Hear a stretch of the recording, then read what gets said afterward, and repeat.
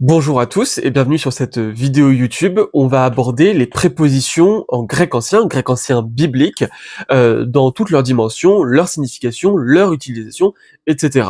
Pour ceux qui me connaissent pas, je suis étudiant en langues anciennes et en histoire antique et je m'intéresse à tout ce qui est de la langue grecque, de l'histoire grecque et aussi de l'histoire biblique et de la langue biblique. J'ai déjà une chaîne TikTok où j'aborde le grec biblique, l'histoire de l'Église, l'histoire de la Bible. Et là, sur YouTube, je vais pouvoir faire des vidéos un peu plus longues et un peu plus complètes de grec ancien. Pour bien comprendre les prépositions, on va partir du français. Parce que effectivement, quand on étudie une autre langue, c'est bien de partir de la langue que l'on maîtrise. En français, les prépositions, c'est ce qui sert à introduire un complément. Par exemple, je vais à la piscine. Introduction du complément de lieu, à. Je vais où? À la piscine. Ces prépositions, il y en a plein. À, dans, en, chez, etc. C'est des mots invariables, c'est une nature de mots parmi les 9 qui existent. Ces prépositions, en français, elles rentrent dans des cadres. Et parfois, elles peuvent avoir plusieurs cadres. Par exemple, un cadre temporel. En l'an 2025, on pourrait dire dans l'année suivante, un cadre temporel. Mais la préposition dans peut aussi servir de cadre spatial. Je suis dans le métro. Donc là, on a la notion spatiale et la notion temporelle. On pourrait aussi avoir un cadre abstrait. Être dans la vérité.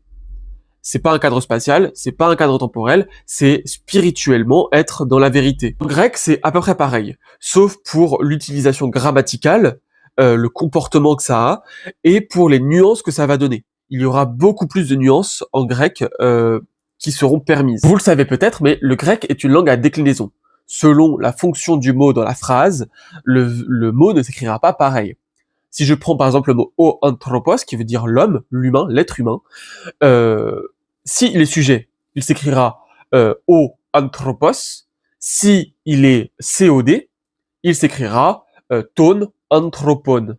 Donc on voit qu'il y a un changement de graphie entre o anthropos et ton anthropon. Ce qu'on va appeler un cas en grec. Un cas, c'est la fonction du mot. Donc nominatif, c'est le cas des sujets et attributs du sujet. Vocatif, c'est le cas des apostrophes. Accusatif, c'est le cas du COD, du complément d'objet direct. Génitif, c'est le cas du complément du nom. Et datif, c'est le cas du COI, complément d'objet indirect, ou du complément circonstanciel. C'est très caricatural, mais en somme, ça explique assez bien le système de cas. Pourquoi je vous dis ça? Eh bien, parce que les prépositions marchent avec des cas précis. Toutes les prépositions ont des cas précis avec lesquels elles fonctionnent. Et on verra pourquoi elles fonctionnent. C'est très logique. Mais par exemple, on n'aura jamais une préposition suivie du nominatif ou du vocatif. Parce que on ne commence pas en introduisant un sujet par une préposition. Ou alors dans des cas très précis, mais dans ces cas-là, la construction grammaticale sera différente. Et un attribut du sujet, c'est pas introduit par une préposition. Donc jamais on ne trouvera un attribut du sujet introduit par une préposition. Donc il nous reste 3 cas à étudier, l'accusatif, le génitif et le datif, pour bien comprendre les prépositions. Et là c'est assez simple et assez logique. Les cas induisent toujours une idée derrière. Par exemple, l'accusatif, c'est plutôt l'idée de mouvement, d'aller en mouvement. Si je prends Matthieu 2:1, on nous dit que les mages arrivèrent à Jérusalem, paregenonto, paragignomai, arriver, survenir, eis hierosoluma. Eis, ils arrivent à Jérusalem. C'est-à-dire qu'il y a cette idée de mouvement, de marcher vers Jérusalem. On pourrait le traduire par ils arrivèrent vers Jérusalem. Le génitif, c'est l'idée d'origine ou d'éloignement, à partir de ou hors de. Par exemple, Matthieu 1:3, Judas egenesen tonfares ektes tamar, j'ai enlevé des passages pour qu'on comprenne bien. Judas, egenesen engendra qui? Tonfares. Donc tonfares, c'est de l'accusatif parce que c'est le COD du verbe engendrer. Mais il l'engendra ektes tamar, à partir de Tamar, issu de Tamar. Un autre exemple, Matthieu 1:18, elle se trouva enceinte, eurete en gastri ekousa, par action de l'Esprit Saint, ou plus littéralement, par l'Esprit Saint. Ek pneumatos agiou.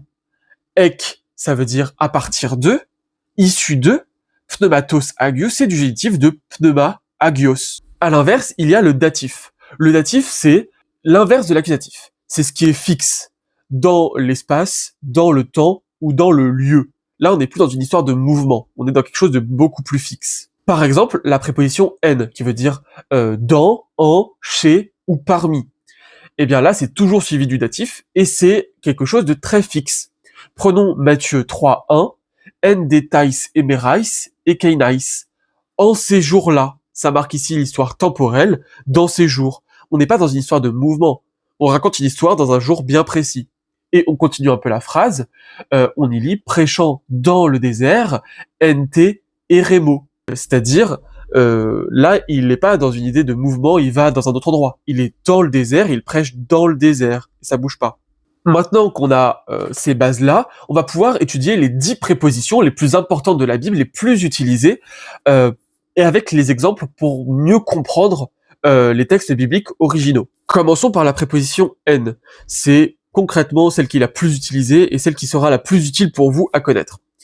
En, ça a une notion temporelle, une notion locale et une notion abstraite.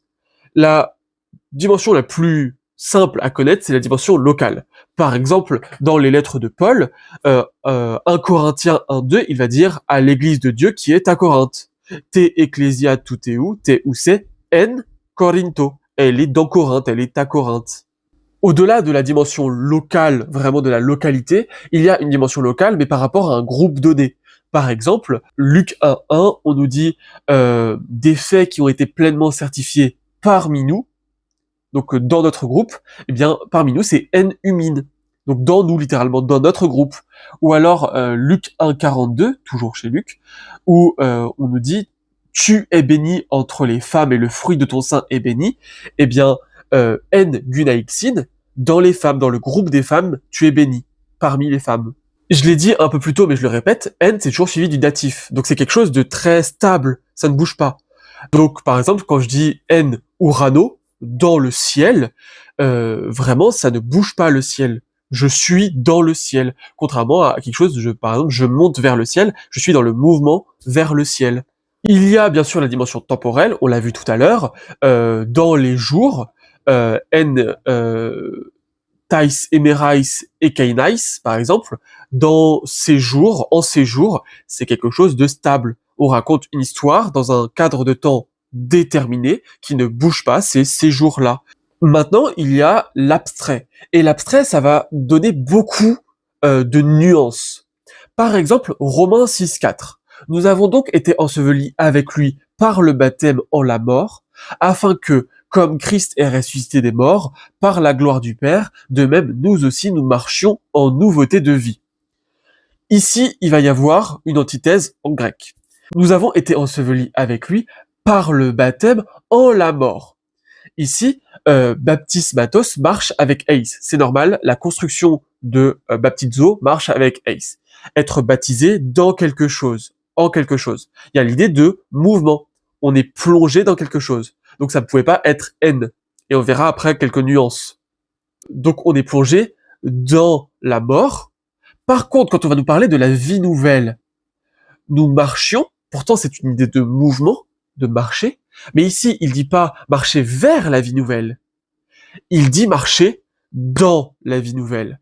Et donc ici ce sera en kainoteti zoes, c'est-à-dire que réellement on est dans la vie nouvelle et on ne bouge plus de la vie nouvelle. Et oui, les verbes marchent avec certaines prépositions. Un verbe de mouvement va marcher avec une préposition de mouvement. Et si c'est pas une préposition de mouvement, il y a une nuance à avoir, il y a une nuance à prendre.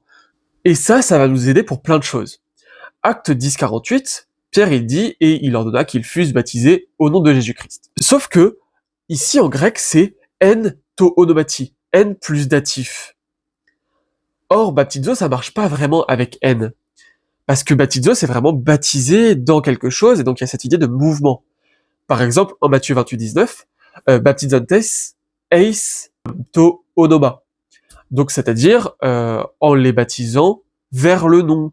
Littéralement, en les plongeant dans le nom. Donc, ici, ça va nous amener à repenser Acte 10.48. Comment comprendre? Eh bien, ici, il serait plus facile de comprendre que Pierre invite à baptiser, non pas au nom de Jésus-Christ, la formule, mais sur l'autorité que Jésus-Christ a donnée. C'est-à-dire revenir à la phrase originelle, au nom du Père, du Fils et du Saint-Esprit. Qu'il soit baptisé selon ce que Jésus-Christ a dit, si on veut paraphraser. On le verra sur la préposition épi, mais c'est pareil pour Acte 2:38. C'est pas baptisé, littéralement plongez-les dans le nom de Jésus-Christ, mais sur l'autorité, sur le nom de Jésus-Christ, ce qui nous ramène à Matthieu 28:19. Il y a un verset qui est aimé de beaucoup de gens, qui a une nuance particulière, c'est Jean 3:15 et Jean 3:16. Afin que quiconque croit en lui ait la vie éternelle, car Dieu a tellement aimé le monde qu'il a donné son Fils unique, afin que quiconque qui croit en lui ne périsse point, mais qu'il ait la vie éternelle. Il dit la même chose? En fait, pas vraiment. Dans Jean 3:15, littéralement, c'est afin que quiconque qui croit dans lui, en auto. Donc là, c'est statique. Afin que quiconque soit dans une foi stable, une foi forte, une union avec lui. Là, c'est vraiment quelque chose de stable et de fort. Mais après, Jean 3:16, c'est pas N, c'est eis auto.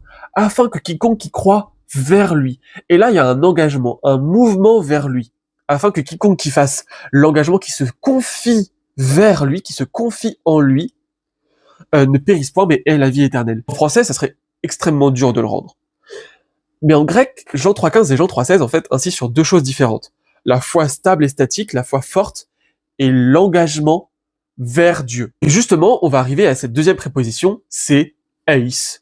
Eis, ça veut dire vers, dans, en, pareil que aide, mais avec une idée de mouvement. Alors eis, tout simplement, déjà, il y a l'histoire de localité. Par exemple, Actes des Apôtres 11:2, lorsque Pierre fut monté à Jérusalem, anebe Petros eis Hierosoluma, vers Jérusalem. On a cette idée de mouvement, il monte vers Jérusalem. Je l'ai encore une fois pas précisé, mais eis marche toujours avec de l'accusatif. C'est toujours l'idée de mouvement, de vers. En sachant tout ça, on peut voir des versets différemment, Matthieu 28:19, en les baptisant au nom du Père, du Fils et du Saint-Esprit, eis to onoma, en les baptisant dans le nom du Père, du Fils et du Saint-Esprit, on les plonge dans ce nom, c'est-à-dire vraiment un baptême d'esprit, un baptême spirituel dans le nom du Père, du Fils et du Saint-Esprit, ce qui nous amène à repenser Actes des Apôtres, Acte 2:38 ou Acte 10:48. Et donc, l'utiliser comme formule, ça matérialise le baptême. Quand soit par aspersion, soit par immersion, on va baptiser, cette formule fait que l'eau va symboliser justement l'immersion dans l'esprit. Mais ce qui prouve aussi que le baptême par immersion n'est pas le meilleur. C'est juste un baptême valable comme le baptême par aspersion, parce que l'immersion est importante dans le nom du Père et du Fils et du Saint-Esprit. On est immergé par ce nom. Cette préposition, elle va aussi donner le but. Par exemple, Acte 2:38, là on va trouver le eis ici, que chacun de vous soit baptisé au nom de Jésus-Christ pour la rémission de vos péchés. Eis aphesin amartion, c'est en vue de la rémission du péché. La troisième préposition, c'est ek, on l'a déjà vu. Ek, ça veut dire être issu d'eux, venir d'eux. Ça peut être l'origine ou l'éloignement. Donc par exemple, Matthieu 2:6, un chef sortira de toi, egoumenos exu, il sera issu de toi, ou alors pour la parenté, ça peut être issu dans un sens d'appartenance religieuse. Par exemple, vous avez pour père le diable en Jean 8:44, en fait il dit littéralement, très littéralement, vous êtes issu de votre père le diable. C'est encore plus violent. Ça peut aussi prendre un sens partitif, ex, donc ça marche avec le génitif, je crois que je l'ai pas dit en fait, mais je vais le dire, je préciserai pour les autres, c'est juste que là, je l'avais dit au début, donc ça me semble évident. N'est-ce pas moi qui vous ai choisi, vous les 12, et l'un de vous est un démon, kai exumon, et issu de vous, l'un est un démon, un est un démon.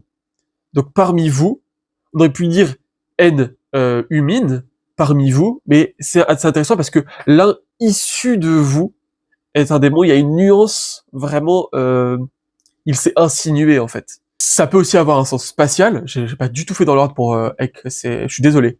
Mais par exemple, Matthieu 27:53, étant sortis de leur sépulcre, ils sont sortis de quoi? Ici le sens spatial, ils sont hors de leur sépulcre, Ek, ton, nemeion, donc là il y a le sens spatial hors d'eux.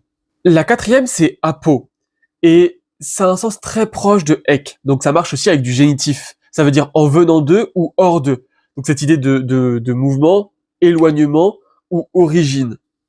Ça peut avoir un sens géographique. Jean 1,44, Philippe était de Bethsaïda, Apo Bethsaïda, il venait de là-bas. Est-ce qu'il est né là-bas? Est-ce qu'il y vit juste? C'est pas précisé, il vient de là-bas. Ça peut prendre un sens temporel, par exemple Matthieu 4,17, apototé, dès lors, depuis ce moment, depuis alors, littéralement. Ici, toté, c'est pas du génitif, c'est une particule invariable qui veut dire alors, mais on comprend ce qu'il veut dire, c'est vraiment depuis ce moment, depuis alors. Ça peut avoir un sens un peu plus abstrait, de quelque chose, etc. Par exemple, acte 17, 2, il discuta avec eux d'après les Écritures, apo ton graphone, d'après les Écritures, des Écritures. Apo, on peut juste le traduire par deux, en fait, de quelque chose. La cinquième, c'est dia. Et là, on va rentrer dans quelque chose de plus compliqué. Toutes les prépositions que je vous ai données avant, elles marchent avec un seul cas. Datif, accusatif, génitif. Ici, il y en a deux possibles. Soit le génitif, soit l'accusatif. Et on va voir, parce que ça change de sens en plus. Hein, donc faut bien les connaître et faut bien les deviner. Commençons par dia plus génitif. Ça veut dire au travers d'eux, par, dans le sens de complément d'agent, au moyen d'eux. Prenons Jean 1,3. Toutes choses ont été faites par lui. Ça veut pas dire que le Verbe a fait lui-même les choses. Ça veut dire qu'à travers lui, tout a été fait. Et donc là, on relit la Genèse. C'est vrai que on voit et Dieu dit. Et donc on voit que tout a été fait au moyen de la parole, à travers la parole. Idem dans Romains 5,1, nous avons la paix avec Dieu par notre Seigneur Jésus-Christ, c'est-à-dire au travers de notre Seigneur Jésus-Christ, au moyen de notre Seigneur Jésus-Christ. Avec l'accusatif, ça va être un sens plus causal, la cause de quelque chose et non pas le moyen de quelque chose. Par exemple, Matthieu 13,21, et lorsque l'affliction ou la persécution survient à cause de la parole. C'est pas au travers de la parole, c'est pas au moyen de la parole que l'affliction survient, c'est à cause de la parole que l'affliction survient. Il y a aussi une expression figée, diati, ça veut dire c'est pourquoi. C'est pourquoi, nana. Dia, ça veut dire à cause d'eux, et ti, c'est quoi, littéralement, ou pourquoi. Donc, littéralement, à cause de quoi. La sixième préposition, c'est épi. Et là, ça marche avec les trois cas. Au génitif, à l'accusatif et au datif.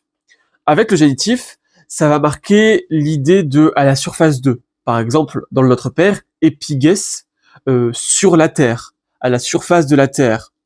C'est le plus naturel, et puis plus génitif, c'est le plus utilisé. On peut ici y voir l'idée d'origine, que ta volonté vienne sur terre, elle arrive sur terre. Donc quel mouvement? On n'aurait pas pu mettre du datif, on aurait pu mettre de l'accusatif, mais c'est vraiment l'idée que ça arrive et que ça se répande.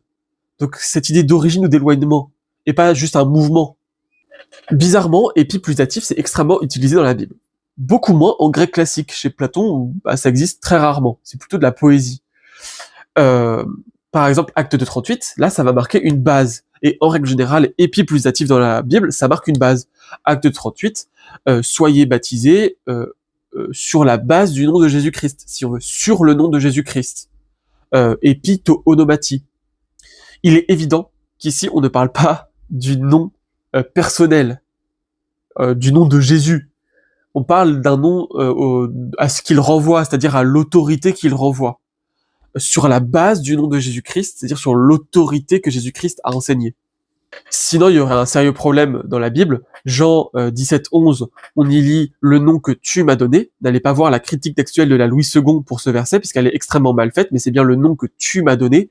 Or, en Matthieu 1,26, Joseph lui donna le nom de Jésus. Ça voudrait dire que Joseph est le Père Tout-Puissant? Bien sûr que non. On parle plus d'une autorité. Le nom, comme on dirait « au nom de la loi, je vous arrête ». La loi n'a pas un nom précis. Un autre exemple pour voir que c'est la base, Luc 4,4, l'homme ne vivra pas de pain seulement, ep arto mono, l'homme ne vivra pas sur la base du pain seulement. Vraiment, c'est-à-dire que la base de l'homme, de la vie de l'homme, ce n'est pas que le pain. Ce qui va être intéressant dans l'utilisation ici pour Luc 4,4, c'est qu'on va insister sur la nécessité du pain et de la parole. C'est-à-dire que c'est pas juste « il ne vivra pas sur le pain seulement », ça insiste sur la base que le pain est nécessaire. Il ne vivra pas seulement sur le pain, sur la base du pain. Mais c'est-à-dire que l'homme a pour base le pain, il doit manger. C'est nécessaire pour lui. Et ensuite on nous dit, mais de toute parole de Dieu, ici c'est pareil, sur la base de toute parole de Dieu. Avec le datif, on peut aussi avoir l'idée d'une base, d'un endroit, d'un lieu. Par exemple, Jésus, en Jean 4, 6, euh, Jésus donc fatigué du voyage, s'étant assis près de la source. En fait, en grec, c'est épitépégé, littéralement, s'étant assis sur la source. On va pas traduire sur la source, puisqu'il s'est pas assis dans l'eau. Il s'est assis sur l'endroit où il y a la source. Donc ça marque une base d'un endroit, avec au milieu la source. Et donc on pourra le traduire près de la source, mais littéralement il s'est assis sur l'endroit où il y a la source. Et donc là c'est encore une fois géographique. Et à l'accusatif, avec une idée de mouvement, par exemple Matthieu 3,16, et il vit l'Esprit de Dieu descendant comme une colombe, venant sur lui, erchomenon ep auto, ça arrive sur lui. Il y a des versets qui sont intéressants, notamment quand on parle de Siméon. On dit que l'Esprit de Dieu est sur lui. En fait, ici c'est ep auton. Donc ça veut pas dire que c'est en lui, ça veut pas dire que c'est sur lui dans une idée de base. Ça veut dire que c'est sur lui continuellement, que ça fond. J'aime bien cette idée de fondre sur lui, de d'arriver sur lui, parce qu'il y a cette idée aussi quand la colère arrive sur quelqu'un, la colère de Dieu arrive sur quelqu'un, c'est epotone sur lui. Donc ça fond sur lui. Et pareil pour l'Esprit de Dieu. Je crois qu'on est à la 7e. Donc 7e, c'est para. Para, ça veut dire auprès d'eux ou venant d'eux. C'est encore une fois compliqué avec apo et ek. Mais encore une fois, ça dépend du cas qui suit. Para marche avec les 3 cas, accusatif, génitif ou datif. Donc ça dépend du cas. Avec le génitif, ça marque origine, éloignement. Par exemple, Jean 1,14, le fils unique venu du Père, monogenous, para, patros. Patros est au génitif. Pourquoi venu du Père et pas ek patros ou apopatros, depuis le Père, issu du Père? C'est une très bonne question.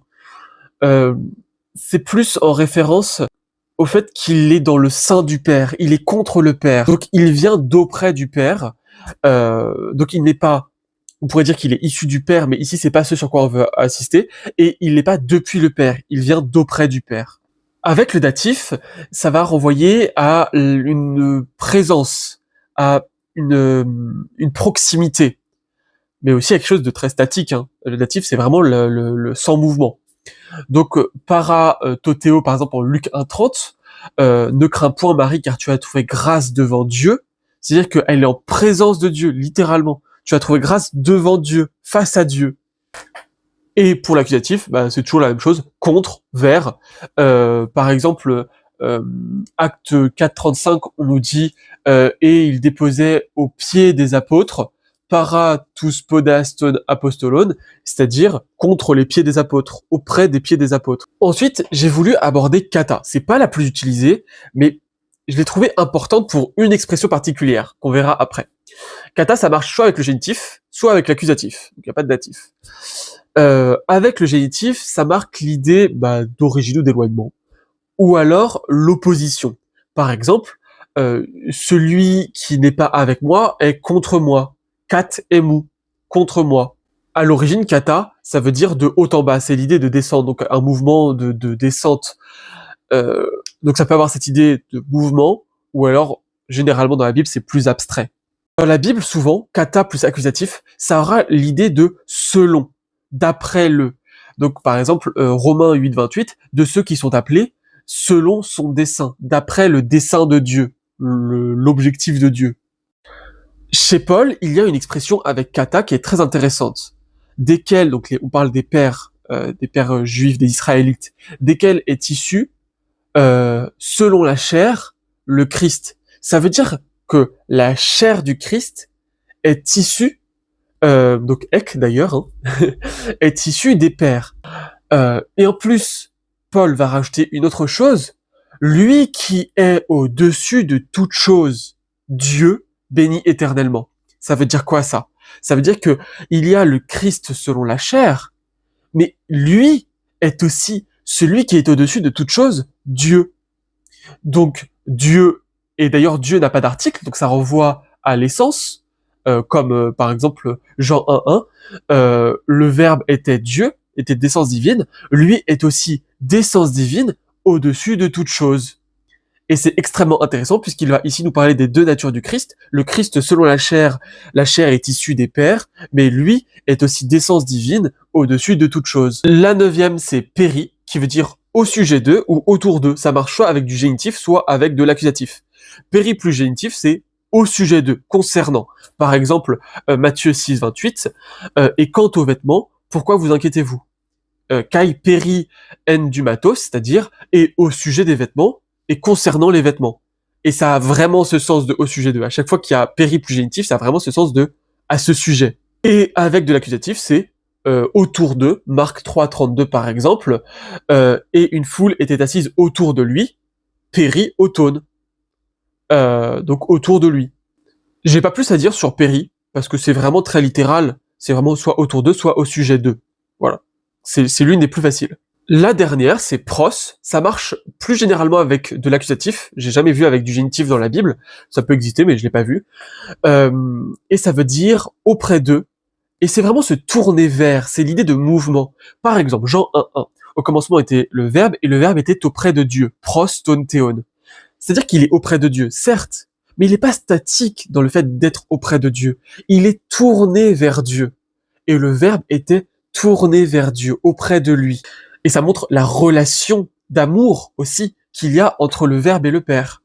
C'était donc 10 prépositions bibliques. J'espère que vous avez pu tout noter et apprendre des choses. J'espère que ça vous a plu, que c'était pas trop long. C'est la première vidéo YouTube, donc je sais pas si le format va vous plaire. Si oui, n'hésitez pas à me faire un retour. Sinon aussi d'ailleurs, abonnez-vous et une partie de la vidéo va sortir sur TikTok. J'ai essayé de faire les 10 prépositions les plus importantes. J'ai bien sûr pas fait des listes exhaustives de toutes les utilisations des prépositions. Ça serait immense puisque on devrait presque prendre au cas par cas. C'est plus généralement pour traduire le plus facilement. Il est aussi intéressant de comprendre que les prépositions servent de préfixe au verbe. J'en ferai toute une vidéo, je vous spoil. Par exemple, féro, ça veut dire porter. Ça a donné téléphérique, porter au loin. Mais eis féro, ça veut dire porter vers. Vers, eis c'est vers, et féro c'est porter, donc emporter, littéralement. Ça donne beaucoup de construction de verbes et beaucoup plus de nuances. C'est-à-dire que il y a un verbe, il y a une base une base verbale, mais on va pouvoir l'agrémenter de un, deux, parce qu'on peut mettre plusieurs prépositions devant un verbe pour essayer de bien cibler ce qu'on veut dire. Donc il y a beaucoup plus de nuances. Et donc si ça vous a plu, eh bien abonnez-vous.